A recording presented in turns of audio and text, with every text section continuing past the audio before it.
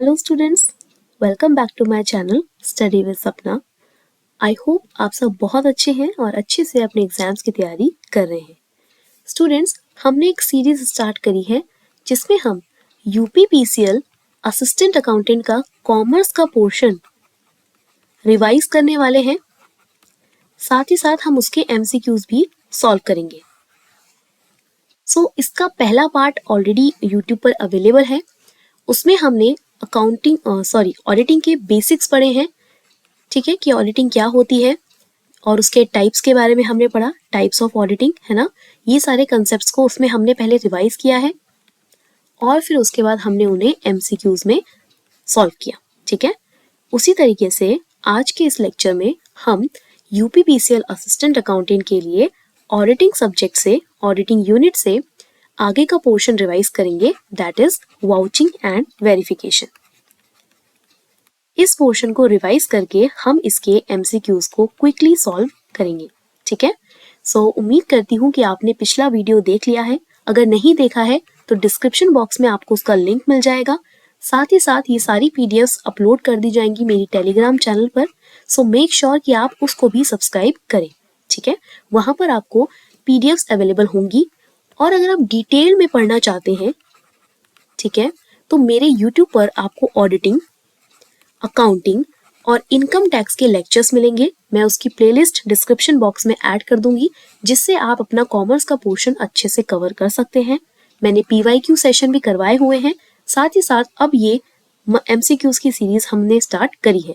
Auditing complete होने के बाद रिस्पेक्टिव तरीके से हम इनकम टैक्स और हमारे अकाउंटिंग के भी कंसेप्ट्स को रिवाइज करेंगे। ठीक है, तो चलिए आज का लेक्चर स्टार्ट करते हैं। अगर आप मेरे यूट्यूब चैनल पे नए हैं तो सबसे पहले यूट्यूब चैनल को सब्सक्राइब कर लीजिए। ठीक है, और अपने फ्रेंड्स के साथ फटाफट से वीडियो को शेयर कीजिए, जिससे वो भी अपने सारे कंसेप्ट्स को रिवाइज कर सकें। वीडियो को लाइक करना मत भूलना, ऐसे ही अमेजिंग वीडियोस के लिए। सबसे पहले हम बात करते हैं ऑडिटिंग का सिलेबस, वाउचिंग एंड वेरिफिकेशन, जो कि आज के इस लेक्चर में हम कवर करने वाले हैं। ठीक है, ऑडिटिंग के ऑब्जेक्टिव्स हमने कवर कर लिए, टाइप्स हमने कवर कर लिए, और एक थर्ड वीडियो जिसमें मैं आपको राइट्स, ड्यूटीज और लायबिलिटीज एक ही वीडियो में कवर करा दूंगी और उसी के साथ उसके एमसीक्यूज को भी आपको सॉल्व करवाऊंगी। ठीक है, मेक श्योर कि आप चैनल को सब्सक्राइब करें और नोटिफिकेशन बेल को ऑन रखें, जिससे कि आपको नोटिफिकेशन मिले कि कब हमारी वीडियो अपलोड हो चुकी है। ठीक है, चलिए सबसे पहले क्विकली रिवाइज करते हैं वाउचिंग एंड वेरिफिकेशन को। वाउचिंग एंड वेरिफिकेशन बहुत ही इंपॉर्टेंट टॉपिक है हमारे ऑडिटिंग में। काफी क्वेश्चंस यहाँ से आपको मिल सकते हैं प्रीवियस ईयर क्वेश्चन में। बहुत ही इंपॉर्टेंट कंसेप्ट है। देखिए, वाउचिंग का मतलब क्या होता है? Checking the accuracy of the transactions recorded in the books of accounts. अपने बुक्स ऑफ अकाउंट्स में जो भी ट्रांजैक्शंस आप रिकॉर्ड कर रहे हैं, उनकी एक्यूरेसी को चेक करना। मतलब क्या जो आपने ट्रांजैक्शंस रिकॉर्ड करी है वो सही है या नहीं। फॉर एग्जाम्पल, अगर मैं कहूं कि मैंने राम को 50,000 का सामान क्रेडिट पर बेचा, है ना, तो भाई क्या प्रूफ है इसका?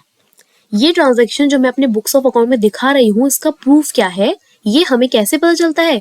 वाउचिंग से पता चलता है, जब हम किसी वाउचर को, किसी डॉक्यूमेंट को यूज करते हैं। फॉर एग्जाम्पल, जब मैंने ये ट्रांजैक्शन करी होगी तो हो सकता है मैंने यहाँ पे एक बिल ऑफ एक्सचेंज इशू किया हो, है ना, जो कि ये एक प्रूफ होगा इस ट्रांजैक्शन का। इसी तरीके से जो भी ट्रांजैक्शंस होती है, उनका कुछ ना कुछ प्रूफ हमारे पास होता है, जो हमें बताती है वाउचिंग के बारे में। वाउचिंग का सिंपल मतलब है कि जो भी बुक्स ऑफ अकाउंट्स में आप ट्रांजैक्शंस को रिकॉर्ड कर रहे हैं, उनकी एक्यूरेसी को बताना किसका काम है? वाउचिंग का काम है। वहीं मैं अगर वेरिफिकेशन की बात करूं, verification is related to your assets and liabilities. जो भी आपकी एसेट्स और लायबिलिटीज हैं, ठीक है, इनकी वैलिडिटी को चेक करना। फॉर एग्जाम्पल, अगर आप कहें कि मेरे पास तो 1 लाख की मशीनरी है, वो 1 लाख की मशीनरी आपके बैलेंस शीट में शो होनी चाहिए। ऐसा ना हो कि आपने बस दिखा दिया कि वो 1 लाख की मशीनरी है, जब ऑडिटर चेक करने आया तो दिखाई दिया कि मशीनरी तो है ही नहीं, बस आपने ऐसे ही अपने अकाउंट्स में इस चीज को दिखा दिया। तो जब ऑडिटर एसेट्स और लायबिलिटीज का वेरिफिकेशन करता है, ठीक है, वो कहलाता है हमारा वेरिफिकेशन, है ना। और जब आप किसी ट्रांजेक्शन की डॉक्यूमेंट्स को चेक करते हो, उसे हम कहते हैं वाउचिंग। क्लियर? तो देखिए, वाउचिंग किस बेस पे की जाती है? डॉक्यूमेंट्री एविडेंस के बेस पर वाउचिंग की जाती है। वहीं अगर मैं वेरिफिकेशन की बात करूं, तो वेरिफिकेशन हम कैसे करते हैं, ऑब्जर्वेशन के बेस पर, है ना, जब आप एक्चुअली जाकर देख रहे हैं कि सच में ये एसेट्स हैं या नहीं है। आप डॉक्यूमेंट्री एविडेंस का भी सहारा ले सकते हैं। एग्जामिनेशन ऑफ वाउचिंग में किस चीज का एग्जामिनेशन होगा, प्रॉफिट एंड लॉस अकाउंट का मेजरली एग्जामिनेशन होगा, जो भी आइटम्स आपके प्रॉफिट एंड लॉस में होंगे। वेरिफिकेशन में आप बैलेंस शीट के आइटम्स को वेरीफाई करेंगे, क्योंकि हम यहाँ पर एसेट्स और लायबिलिटीज को बात कर रहे हैं। वाउचिंग कौन करता है, वाउचिंग ऑडिट क्लर्क करता है, ध्यान रखिएगा इस चीज को। ऐसा नहीं है कि वाउचिंग ऑडिटर करेगा, ऑडिट क्लर्क करेगा वाउचिंग। ये सारे डॉक्यूमेंट्स को वेरीफाई करेगा कि क्या जो ट्रांजैक्शंस हुई है उनसे रिलेटेड डॉक्यूमेंट्स हमारे पास अवेलेबल हैं या नहीं, और बाद में ये ऑडिटर को दिखाएगा कि देखिए हमारी ट्रांजैक्शंस बिल्कुल सही है। लेकिन जब हम वेरिफिकेशन की बात करते हैं तो इसके लिए एक इंडिपेंडेंट पर्सन को अपॉइंट किया जाता है, नोन एज ऑडिटर, और वही क्या करता है, वेरिफिकेशन करता है एसेट्स एंड लायबिलिटीज का। वाउचिंग एक ईयर के अंदर होती है ना, ईयर अराउंड, और जो वेरिफिकेशन है ये आपके फाइनेंशियल ईयर के एंड में होता है। वाउचिंग का ऑब्जेक्टिव है करेक्टनेस को चेक करना, वैलिडिटी और कंप्लीटनेस को चेक करना, जो भी ट्रांजैक्शंस आपके ऑर्गेनाइजेशन में हो रहे हैं। वेरिफिकेशन का ऑब्जेक्टिव है ये कंफर्म करना कि जो एसेट्स और लायबिलिटीज की आप बात कर रहे हैं, अपने अकाउंट्स में दिखा रहे हैं, उनकी ओनरशिप किसके पास है, पोजेशन किसके पास है, एग्जिस्टेंस क्या है, करेंटली वैल्यूएशन जो दी है क्या वो सही है, या कुछ ऐसे आइटम्स है जो कि आपकी बैलेंस शीट में अपेयर ही नहीं हुए हैं, है ना। इन सारी चीज को कंफर्म करने के लिए हम वेरिफिकेशन करते हैं। ठीक है, क्लियर है। सो मैंने क्विकली आपको बताया, क्विकली रिवाइज कराया कि वाउचिंग एंड वेरिफिकेशन क्या होता है। अब डिटेल में तो आप कोर्स को पढ़ ही चुके हैं, अगर नहीं भी पढ़ा है तो डिस्क्रिप्शन बॉक्स में आपको लिंक मिल जाएगा, वहां आप वाउचिंग के बारे में, वेरिफिकेशन के बारे में अच्छे से समझ सकते हैं। ठीक है ना। तो चलिए आज के सेशन में अब हम एमसीक्यूज को स्टार्ट करते हैं, जहां पर हम वाउचिंग और वेरिफिकेशन के एमसीक्यूज को सॉल्व करेंगे। ओके, क्वेश्चन नंबर 1 है हमारे पास, when an auditor inspects documentary evidence, जब कोई ऑडिटर डॉक्यूमेंट्री एविडेंस को इंस्पेक्ट करता है तो उसे हम क्या कहते हैं। देखिए यहाँ पे डॉक्यूमेंट्री एविडेंस की बात हो रही है ना, किसी ट्रांजैक्शन को सपोर्ट करने के लिए। जैसे मैंने अभी आपको राम का एग्जांपल दिया था, है ना, आपने राम को 50,000 का सामान उधार में बेचा और कल के दिन राम बोले कि कौन से 50,000 रुपए की बात कर रहे हो, है ना। तो इसी के लिए हमने क्या किया था, हमने एक बिल ऑफ एक्सचेंज इशू किया हुआ था, और ये बिल ऑफ एक्सचेंज इस बात का प्रूफ है कि ये 50,000 की जो ट्रांजेक्शन है ये एक रियल ट्रांजेक्शन है। सो क्या कहा जाता है ऐसी प्रोसेस को, जब एक ऑडिटर डॉक्यूमेंट्री एविडेंस को सपोर्ट करके, डॉक्यूमेंट्री एविडेंस का यूज करके एक ट्रांजेक्शन को सपोर्ट कर रहा है, दैट इज योर वाउचिंग। ठीक है, ऑप्शन नंबर बी। वेरिफिकेशन क्या होता है भाई, वेरिफिकेशन का तो मतलब है एसेट्स एंड लायबिलिटीज को चेक करना। ठीक है, question number 2, the primary objective of vouching of transactions is, primary objective क्या है वाउचिंग ऑफ ट्रांजेक्शंस, ट्रांजेक्शन को वाउच करने का, उनका एक डॉक्यूमेंट्री एविडेंस रखने का क्या प्राइमरी ऑब्जेक्टिव है, क्यों कर रहे हैं आप। क्या आपको ट्रायल बैलेंस बनाना है, नहीं। क्या आप ये देखना चाहते हैं कि रूटीन चेकिंग कैसे चल रही है, बिल्कुल नहीं। क्या आप अकाउंटिंग वाउचर्स को, सिर्फ वाउचर्स को चेक करने के लिए वाउचिंग कर रहे हैं, नो। आप क्यों कर रहे हैं वाउचिंग, ताकि आप ऑथेंटिसिटी और अथॉरिटी ऑफ ट्रांजेक्शंस को एग्जामिन कर सके कि जो भी ट्रांजेक्शन आपके बुक्स ऑफ अकाउंट्स में शो हो रही हैं ये सच है। ठीक है, बिल्कुल प्रमाण है इनका कि हमारे पास देखिए बिल्कुल प्रूफ है कि ये ट्रांजेक्शन एक्चुअल में हुई है, हम कोई गलत इंफॉर्मेशन अपने बुक्स ऑफ अकाउंट्स में शो नहीं कर रहे हैं, है ना। सो ऑप्शन नंबर डी यहाँ पे आपका करेक्ट आंसर होगा। ठीक है, क्लियर है। Next is question number 3, valuation is the basis for which of the following, valuation किसका बेसिस है। ठीक है, वैल्यूएशन किस में करते हैं आप बताइए। देखिए वाउचिंग में तो आप क्या करेंगे कि जो भी एविडेंस है उसके बेस पर ट्रांजैक्शंस को सही या गलत बताएंगे। ठीक है, कि ये ट्रांजैक्शन सच है या गलत है। वैल्यूएशन कब करते हैं, वैल्यूएशन आप देखते हैं जब आपकी एसेट्स और लायबिलिटीज, ठीक है, एसेट्स और लायबिलिटीज की मूल्य को चेक करते हैं कि क्या जो इसका वैल्यू है वो सही आपके बैलेंस शीट में शो हो रहा है या नहीं। अब ये काम किसके अंदर होता है, ये काम वेरिफिकेशन के अंदर होता है। सो ऑप्शन नंबर सी यहाँ पे आपका करेक्ट आंसर हो जाएगा। ठीक है, समझ आया। Question number 4, which of the following is not a part of the balance sheet audit, जब बैलेंस शीट का ऑडिट किया जाता है तो कौन सा इसका पार्ट नहीं है। सो बैलेंस शीट की बात कर रहा है, एसेट्स और लायबिलिटीज तो आएंगे ही, एसेट्स और लायबिलिटीज का वेरिफिकेशन करना, वाउचिंग का वाउचिंग करना, vouching of income and expense account यानी कि आपका P&L अकाउंट, है ना, related to assets and liabilities. Routine checking balance sheet जब ऑडिट करते हैं तो क्या ये आपका रूटीन चेक है? हाँ, डेली बेसिस में आप इसे चेक कर रहे हैं? No. Scrutiny of adjustment entries and closing entries, आप एंट्रीज को क्या कर रहे हैं? स्क्रूटिन कर रहे हैं, यानी कि उनकी छटनी कर रहे हैं, उन्हें चेक कर रहे हैं कि क्या जो एंट्रीज यहाँ पे लिखी हैं ये सही है या नहीं है ना। सो ये भी आपका बैलेंस शीट ऑडिट का पार्ट होता है, लेकिन रूटीन चेकिंग आपके बैलेंस शीट का पार्ट नहीं है। सो ऑप्शन नंबर सी यहाँ पे आपका करेक्ट आंसर हो जाएगा। Question number 5, verification of assets is related to which of the following, जब आप एसेट्स का वेरिफिकेशन करते हैं तो कौन सी चीजें उससे जुड़ी हुई हैं? फिजिकल इंस्पेक्शन ऑफ एसेट्स, क्या ऑडिटर खुद से चल के जा रहा है देखने के लिए कि हाँ ये एसेट यहाँ पर रखा हुआ है या नहीं? बिल्कुल, फिजिकल इंस्पेक्शन होता है। Verifying the legal and official documents of ownership and possession, ये तो हमने ऑब्जेक्टिव्स में ही पढ़ा था, है ना, कि आप क्या कर रहे हैं? ओनरशिप और पोजेशन को चेक कर रहे हैं, ये भी आपका वेरिफिकेशन से जुड़ा हुआ है। Checking the classification of assets and their value, assets के क्लासिफिकेशन को चेक कर रहे हैं, उनकी वैल्यू को चेक कर रहे हैं, बिल्कुल, ये भी वेरिफिकेशन ऑफ एसेट्स का पार्ट है। सो ऑप्शन नंबर डी यहाँ पे आपका करेक्ट आंसर हो जाएगा, ऑल ऑफ दी अबव। ठीक है, क्लियर है?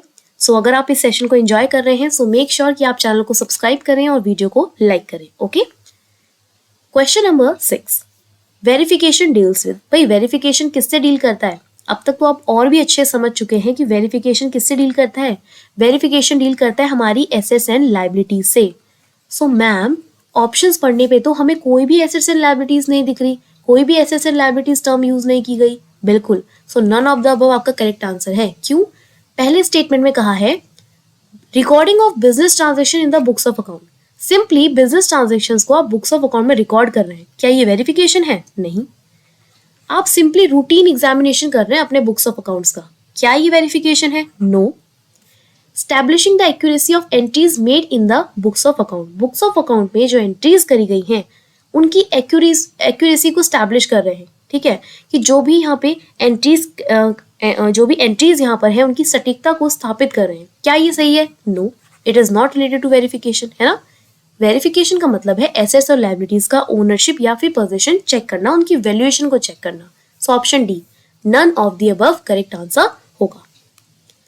Question number 7, dash is said to be the essence of auditing, auditing का बहुत ही बड़ा एसेंस है। देखो, ऑडिटिंग का मतलब क्या है? क्या पढ़ा था हमने ऑडिटिंग का मतलब? मैम, ऑडिटिंग का मतलब होता है कि जो भी बुक्स ऑफ अकाउंट से बातें लिखी गई हैं वो हमें सही और सच इन्फॉर्मेशन बता रही हैं या नहीं, यही तो होता है ऑडिटिंग, है ना, कि ट्रू और फेयर व्यू आपके बुक्स ऑफ अकाउंट बता रहे हैं या नहीं। अब बुक्स ऑफ अकाउंट में जो ट्रांजैक्शंस लिखी गई हैं ये सच है या नहीं है, किससे हमें पता चलेगा? मैम, हमें उसके वाउचर से पता चलेगा, जो भी एविडेंस डॉक्यूमेंट्स होंगे उनसे पता चलेगा। सो बताइए कौन सा ऑडिटिंग का एसेंस बनता है? So ma'am, correct answer will be option number A, vouching, है ना। बिल्कुल, आप लोग बहुत समझदार हैं, है ना। Let's move to the next question, question number 8। Vouching is a form of examination that uses documentary evidence to prove the correctness of an entry in the books of account. Vouching क्या है? एक तरीके का examination है जिसमें आप documentary evidence का इस्तेमाल करके अपनी एंट्रीज की करेक्टनेस को चेक करते हैं कि एंट्रीज जो पुट की गई हैं वो सही हैं। However, the auditor should not go beyond the books of accounts. तो इसीलिए ना ऑडिटर को बुक्स ऑफ अकाउंट्स के अलावा कोई चीज देखनी ही नहीं चाहिए, है ना, उसे कोई इंस्पेक्शन करना ही नहीं चाहिए, बस इतना देखा और हो गया ऑडिटिंग, है ना। क्या ये स्टेटमेंट सही है? लग रहा है आपको ऐसा होना चाहिए? नो, यहाँ पर ऑडिटर को बुक्स ऑफ अकाउंट्स के अलावा भी चीजें चेक करनी है, उसे वेरिफिकेशन भी करना है, ठीक है, उसे सारे स्टेटमेंट्स को अच्छे से चेक करना है। सो ये जो स्टेटमेंट कहा गया है ना, ये स्टेटमेंट यहाँ पे गलत है, सो इसलिए the statement is false. The auditor should go beyond the books of accounts for this purpose. तो नॉट नहीं आना चाहिए था, अगर नॉट लग गया है तो उसका मतलब फॉल्स है, तो ऑप्शन नंबर बी यहाँ पे आपका करेक्ट आंसर बन जाएगा। ठीक है, clear. Next question, question number 9। Dash can not reveal serious discrepancies, errors of principle and carefully planned frauds but vouching can.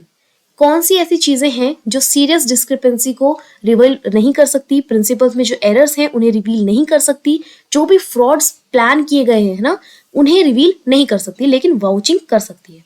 सो बताइए कौन सा है? Test checking, detail checking, routine checking या नन ऑफ द अबव?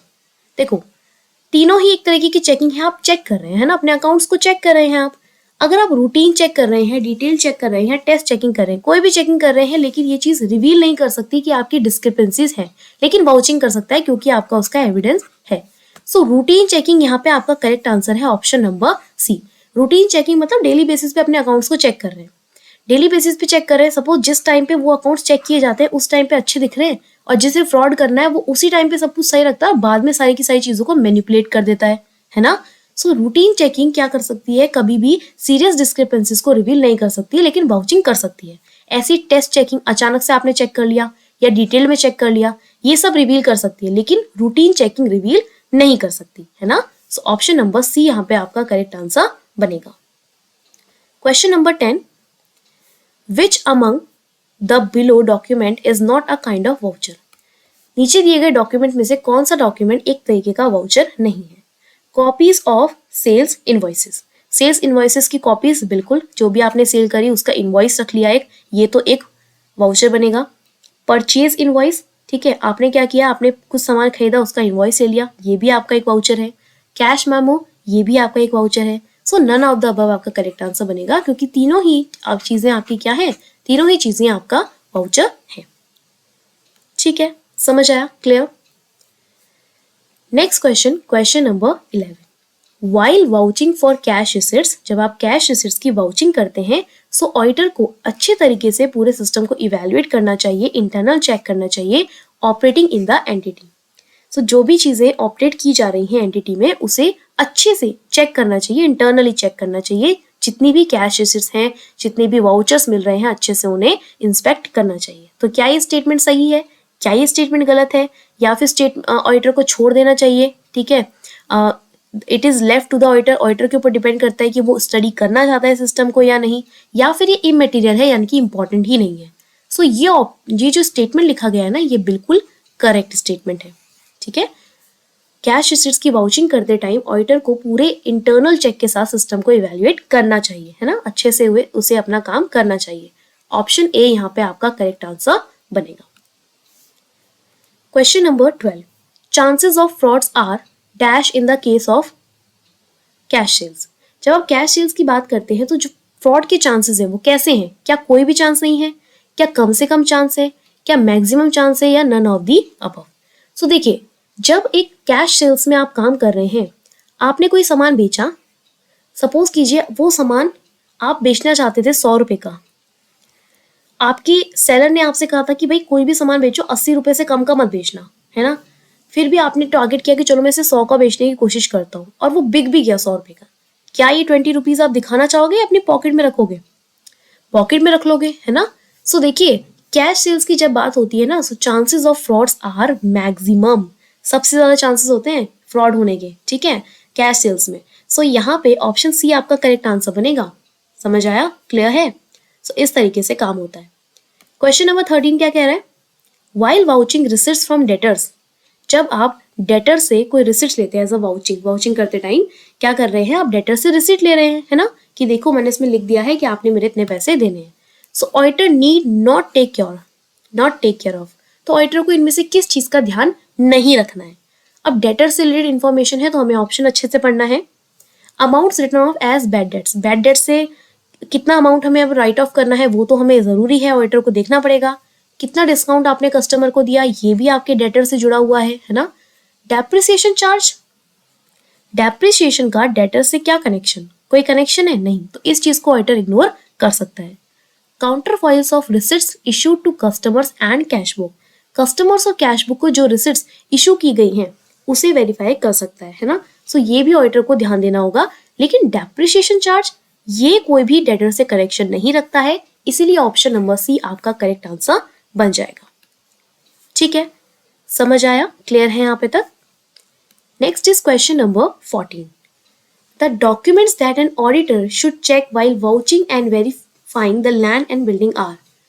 एक auditor को अगर vouching करनी है या फिर वेरीफाई करना है लैंड और बिल्डिंग को, क्या है लैंड और बिल्डिंग, हमारा एसेट है, तो कौन कौन से डॉक्यूमेंट्स ऑडिटर को चेक करने चाहिए।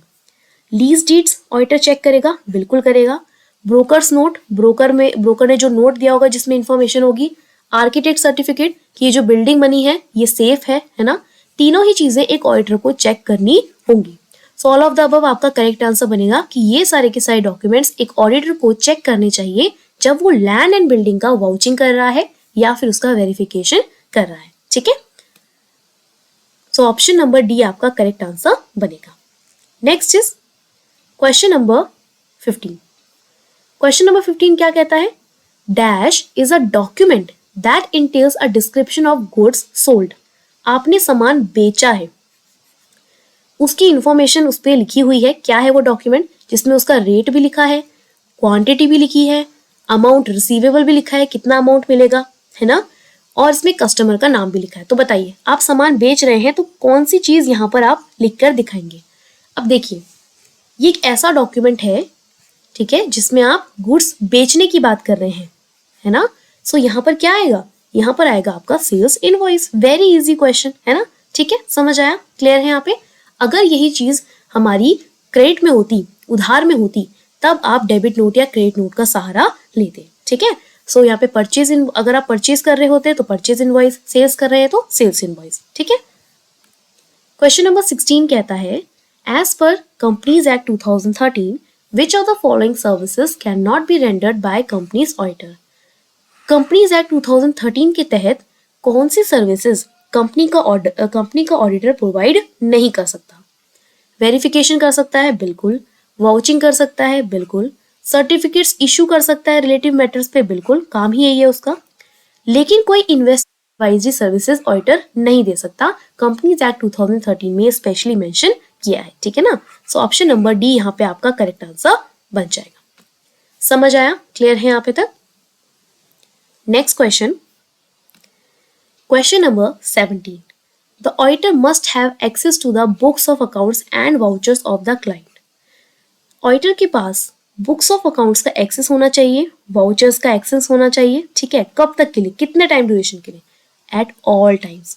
जब भी ऑडिटर को लगे कि भाई बुक्स ऑफ अकाउंट मुझे चाहिए, वो मांग सकता है और उन्हें जितने टाइम तक अपने पास रखना चाहे रख सकता है, क्योंकि काम ही यही है ऑडिटर का कि वो अच्छे से वेरीफाई करे, इंस्पेक्ट करे, एग्जामिन करे कि क्या जो भी चीजें यहाँ पर लिखी गई हैं वो सही हैं या नहीं, है ना।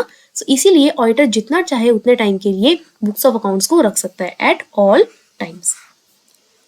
ठीक है, समझ आया? Option number C. Question number 8। Verification is concern with proving the truth of. किस चीज का ट्रूथ, किस चीज का सच बताने के लिए वेरिफिकेशन कंसर्न है, वेरिफिकेशन इंपॉर्टेंट है? Sales and revenue? No ma'am. Assets and liabilities? Yes, बिल्कुल बिल्कुल, है ना, बिल्कुल अच्छे से समझ गए आप वेरिफिकेशन क्या है। अब आप कोई गलती नहीं करेंगे। ओनर्स इक्विटी, बिजनेस ट्रांसफर, फालतू की बातें दी है, हमें पता है एसेट्स एंड लायबिलिटीज, यानी कि हम किसे इंस्पेक्ट करेंगे, एग्जामिन करेंगे? हमारी बैलेंस शीट को। ठीक है, क्लियर है यहाँ पे तक? Let's move to the next question. Question number 19. Verification of assets is done to see whether the assets are actually existent on the date of. कौन सी डेट पे? ठीक है, कौन सी डेट पे आप बात कर रहे हैं कि जब आपके एसेट्स का वेरिफिकेशन कर रहे हैं तो आप ये चेक कर रहे हैं कि वो एसेट्स सच में उस डेट पर वहां पर है। कौन सी डेट पर? बैलेंस शीट में जो डेट दिखाई गई है, लिखते हैं ना जब बैलेंस शीट बनाते हैं, ठीक है, एज एट लिखते हैं ना कि कौन सी डेट पे बैलेंस शीट बन रही है, तो उस डेट पे आप देख रहे हैं कि वो मशीनरी वहां पर है या नहीं है। ठीक है, सो वेरिफिकेशन ऑफ एसेट कब किया जाता है? एसेट्स और लायबिलिटीज को ये चेक करने के लिए कि जो एग्जिस्टिंग डेट दी गई है बैलेंस शीट पे, उसी डेट पर एसेट्स और लायबिलिटीज वहां पर अवेलेबल है। Clear? Question number 19, option number A answer आपका। Let's move to the next question. Question number 20। Verification of assets does not assist which of the following. जब आप एसेट्स का वेरिफिकेशन करते हैं तो इनमें से कौन सी चीज असिस्ट नहीं करती, हेल्प नहीं करती एसेट्स को वेरीफाई करने में? Avoiding manipulation of accounts? बिल्कुल, जब आप एसेट्स को वेरीफाई करते हैं तो आप मैनिपुलेशन ऑफ अकाउंट्स को अवॉइड कर सकते हैं, है ना, करेक्ट। ठीक है, सो ऑप्शन नंबर ए तो करेक्ट है। Protecting improper use of assets? आप एसेट्स का गलत इस्तेमाल होने से प्रोटेक्ट कर सकते हैं, बिल्कुल। Ensuring disposal of unproductive assets? ये इंश्योर करना कि जो अनप्रोडक्टिव एसेट्स हैं वो डिस्पोज हो जाएं। या ensure proper valuation of assets, कि जो एसेट्स है उनकी प्रॉपर वैल्यूएशन हो। देखो, सारी चीजें वेरिफिकेशन का पार्ट बनती हैं, लेकिन अनप्रोडक्टिव एसेट्स का डिस्पोज करना ये वेरिफिकेशन का काम नहीं है, है ना। वेरिफिकेशन में आप ये नहीं देखेंगे कि भाई ये एसेट डिस्पोज हो गया है तो उसको हटाओ, आप देखेंगे कि कोई मैनिपुलेशन ना हो, प्रॉपर तरीके से एसेट का इस्तेमाल हो रहा हो, गलत ना दिखाया हो, और जो एसेट्स की वैल्यू है वो बिल्कुल सही हो, है ना। सो ऑप्शन नंबर सी यहाँ पे आपका करेक्ट आंसर बनेगा। समझ आया, क्लियर है, कोई कंफ्यूजन तो नहीं है? Okay, very good. लाइक कर दीजिए फटाफट से क्लास को। चलिए question number 21, verification is specially related to clients. Clients की किस चीज से रिलेट करता है भाई verification? Ma'am it is related to assets and liabilities. Okay, assets and liabilities तो ऑप्शन ए में भी दी है, ऑप्शन सी में भी दी है। चलिए आगे पढ़ते हैं।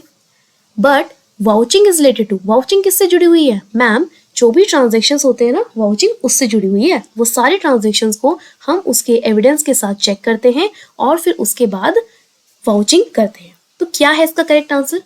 मैम ये तो बात कर रहा है अकाउंटिंग ट्रांजेक्शन्स की। सो मैम यहाँ पर है अकाउंटिंग ट्रांजेक्शन, इसीलिए ऑप्शन सी आपका करेक्ट आंसर बनेगा। ठीक है, वेरी गुड, क्लियर हो रहा है हर सभी को कॉन्सेप्ट। 22 क्वेश्चन है, क्वेश्चन नंबर 22, इनमें से कौन सा स्टेटमेंट फॉल्स है? Which are the following statement are false? Vouching and verification are same. क्या वाउचिंग एंड वेरिफिकेशन सेम है? लो, पहले ही ऑप्शन में फॉल्स मिल गया मुझे, तो फिर भी हम आगे देख लेते हैं।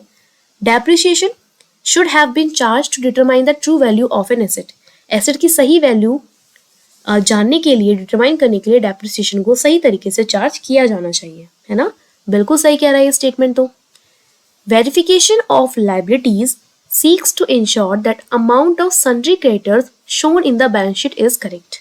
लायबिलिटीज का जो वेरिफिकेशन करते हैं तो इसका मतलब है कि आप इंश्योर कर रहे हैं कि जो क्रेडिटर्स की अमाउंट दी गई है बैलेंस शीट में वो बिल्कुल सही है। ये स्टेटमेंट भी सही बात कह रहा है। An asset is shown by a company in its books need not necessary be in its position. अगर किसी कंपनी ने अपने कोई एसेट को दिखाया है अपनी बुक्स में तो जरूरी नहीं है वो उसका पोजीशन रखे। ठीक है, सो यहाँ पर ये क्या है, ये स्टेटमेंट भी बिल्कुल ट्रू है। ठीक है, जरूरी नहीं है, हमेशा जरूरी नहीं है कि उसका पोजीशन यहाँ पर हो सकता है उसका पोजीशन यहाँ पर इस तरीके से। देखो आपने वो कंसेप्ट सुना होगा लीजिंग का, है ना। आपने एक एसेट को यहाँ पे ओन करा, आपके पास 5 ट्रक्स हैं। अब क्या ऐसा है कि 5 ट्रक्स यहीं पे हैं, है ना।